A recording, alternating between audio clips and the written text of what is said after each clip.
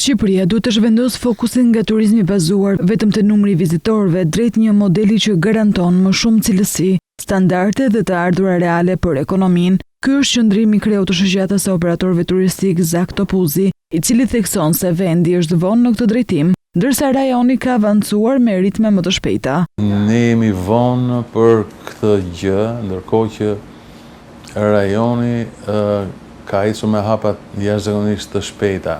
Tani, koncepti i turizmit mixed use është i tillë, pra krijohen pole të veçanta që mund të funksionojnë 12 muaj të vit dhe ekonomizojnë dhe racionalizojnë të ardhurat mira për biznesin, punësim të mirë, funksionim të zonave dhe angazhim të komunitetit lokal, duke i kthyer në një, po themi, fabrik që punon gjatë 12 muajve të vitit. Përfaqësuesit e sektorit prej kohësh kërkojnë që matësi kryesor i suksesit të turizmit të mos jetë vetëm numri i turistëve, por ndikimi që ata kanë në ekonomi.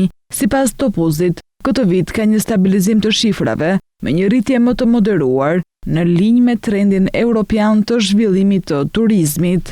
Nga viti 2023 ka një stabilizim të shifrave, ka një moderim. Kemi një rritje gati 5-6% sipas trendit europian që po shkon turizëm. Kemi vite që ne diskutojmë, numri nuk është shumë i rëndësishëm se sa cilësia dhe standardi, sa ato lënë në ekonomi, dhe kjo ka qenë pak a shumë kërkesa e grupit të industrisë në përgjithësi për qeverinë.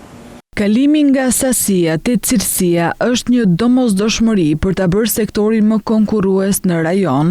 Për Shqipërinë, kjo nënkupton më shumë investime të mirë orientuara, shërbime më profesionale dhe një model turizmi që nuk matet vetëm me hyrjet në kufi, por me vlerën që gjeneron për ekonominë dhe komunitetet lokale.